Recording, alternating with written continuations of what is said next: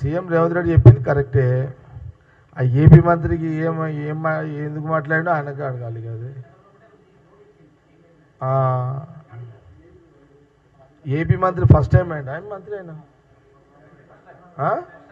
Minister first time అయినా ఆయనకు తెలియనట్టుంది అయితే ఆయనకు అదిగా.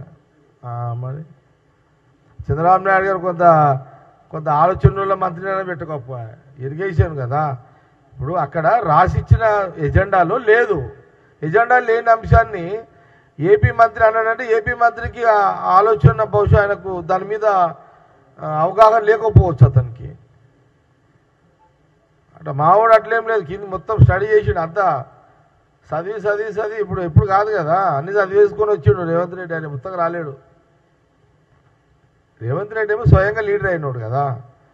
ఆ మంత్రి ఏమో చంద్రబాబు నాయుడు అయిన లీడర్ కదా. తేడా ఉంటుంది కొంత. స్వయంగా మాలాంటి వాళ్ళ లీడర్లమైన దానికి అయ్యల సాటు మామల చుట్టూ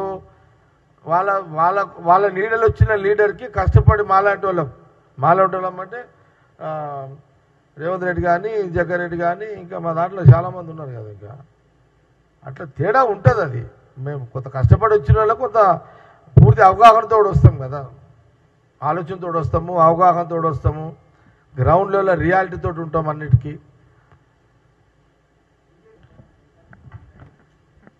నాయన పత్రికని బిడ్డ పెళ్లి పత్రికీనికే పోయి రాజకీయాలు మాట్లాడతాడు ఎవడన్నా.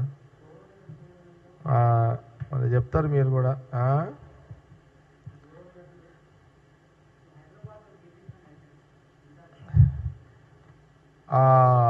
హైదరాబాద్ ఉమ్మడి జిల్లాకు సంబంధించి 3 డీసీసీ ప్రెసిడెంట్లు, 6 మంది అబ్జర్వర్స్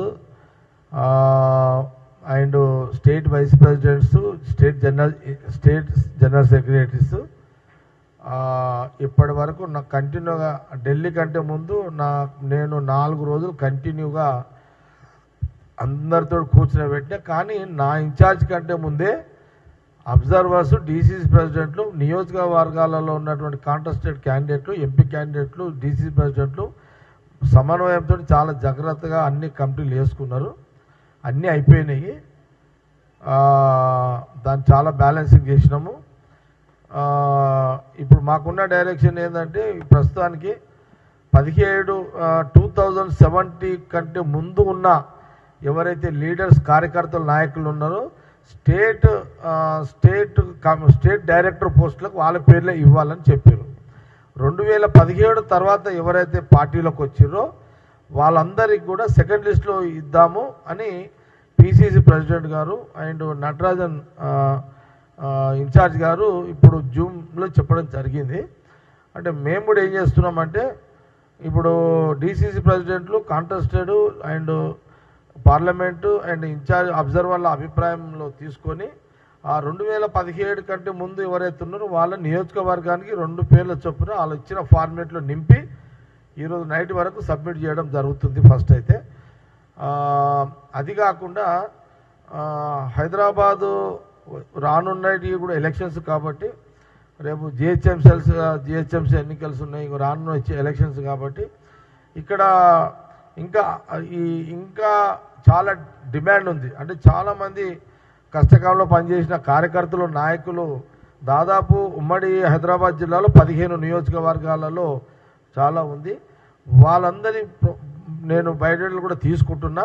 తర్వాత పిసిసి ప్రెసిడెంట్తో మాట్లాడి, ఇన్ఛార్జ్ గారితో మాట్లాడి అవన్నీ కూడా సీఎం గారి దృష్టి కూడా తీసుకుపోయి, అంటే అఫీషియల్ మాకు ఇచ్చిన దాని ప్రకారము నియోజకవర్గం 2 పేర్లు 2017 కంటే ముందున్న వాళ్ళు ఇచ్చిన అలాంటి పేర్లే సెలెక్షన్ అనమాట.